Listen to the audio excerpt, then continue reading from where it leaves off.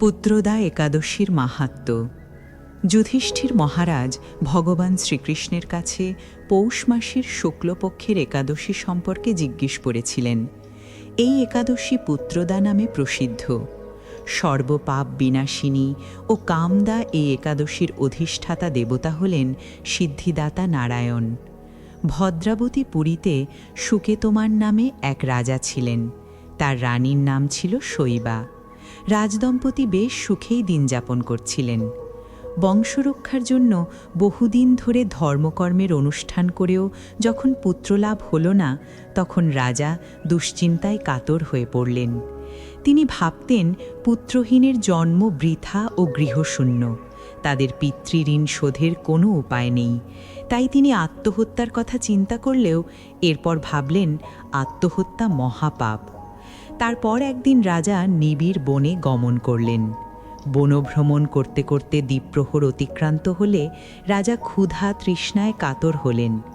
তিনি চক্রবাক, রাজহংস এবং নানা রকম মাছে পরিপূর্ণ একটি মনোরম সরোবর দেখতে পেলেন। সরোবরের কাছে মুনিদের একটি আশ্রম ছিল। সরোবর তীরে বেদ পাঠরত মুনিগণ রাজার প্রতি প্রসন্ন হয়ে তাদের সেই স্থানে আসার কারণ ও পুত্রদা একাদশীর কথা জানালেন। মুনিদের কথা শোনার পর যথাবিধানে রাজা কেবল ফলমূলাদি আহার করে সেই ব্রত অনুষ্ঠান করলেন।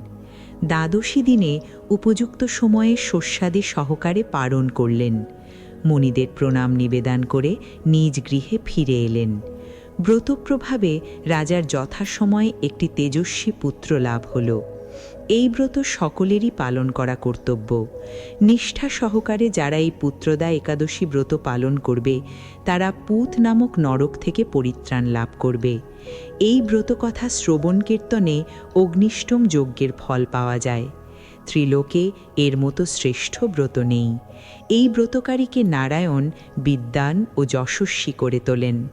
আপনি নিজে একাদশী পালন করুন এবং অন্যদেরও একাদশী পালনে উৎসাহিত করুন। হরে কৃষ্ণ।